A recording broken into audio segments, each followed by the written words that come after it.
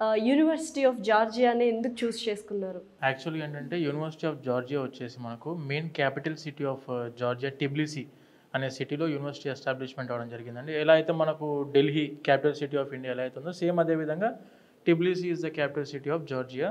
ఆ యూనివర్సిటీ కూడా ఏంటంటే main heart of the city. అంటే లైక్ మనకు హైదరాబాద్‌లో బంజారా హిల్స్, జూబ్లీ హిల్స్ ఏ విధంగా అయితే రీజియన్ ఉందో అటువంటి ప్లేస్‌లోనే యూనివర్సిటీ ఎస్టాబ్లిష్మెంట్ అవ్వడం జరిగింది.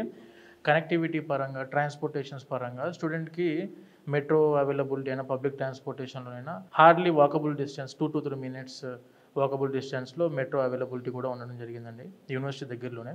And when coming to university వచ్చేసి మైకెల్ సాకాష్విల్లీ అని చెప్పేసి he is the third president of Georgia. ఆ కంట్రీ యొక్క third president and it is the own campus of Michael Saakashvili. ఆ థర్డ్ ప్రెసిడెంట్ యొక్క యూనివర్సిటీ అండి ఇది.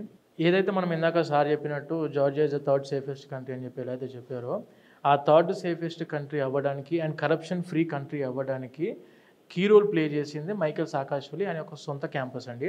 వాళ్ళ మదర్ వచ్చేసి ప్రెజెంట్ ఇప్పుడు యూనివర్సిటీ యొక్క ఛాన్సలర్ ఆ యూనివర్సిటీకి. And when coming to university main motive ఏంటంటే యూనివర్సిటీ ఎస్టాబ్లిష్మెంట్ అవ్వడానికి ఈయన యొక్క మెయిన్ మోటివ్ ఏంటంటే అక్కడ జార్జియన్ కంట్రీలో అమెరికన్ స్టాండర్డ్ ఆఫ్ ఎడ్యుకేషన్ని ఇంప్లిమెంట్ చేద్దామని చెప్పి, not on business point of view, American standard of ఎడ్యుకేషన్ని ఇంప్లిమెంట్ చేయడానికి ఆ కంట్రీలో ఆ యూనివర్సిటీని ఎస్టాబ్లిష్ చేయడం జరిగింది. అక్కడ యూనివర్సిటీ ప్రెజెంట్ ఇప్పుడున్న స్టేటస్లో చూసుకుంటే మనకు ఆ యూనివర్సిటీ ఆఫ్ జార్జియా వచ్చేసి ranked number 1 university in the country. ఆ కంట్రీ ఉన్న యూనివర్సిటీస్ అన్నింటిలో కూడా number 1 university in the country ఆ యూనివర్సిటీ వచ్చేసి.